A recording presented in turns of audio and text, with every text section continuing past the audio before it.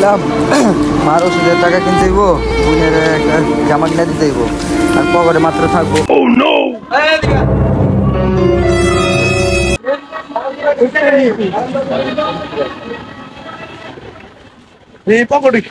Pocket তো নাই।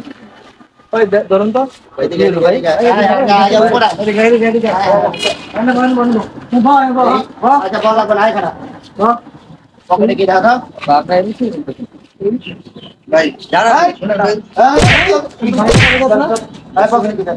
ভাই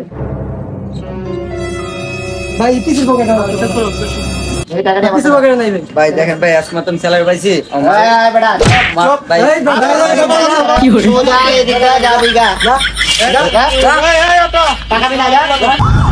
এটা হাস্যকর, হাস্যকর, এই দেশের জনগণের জন্য হাস্যকর।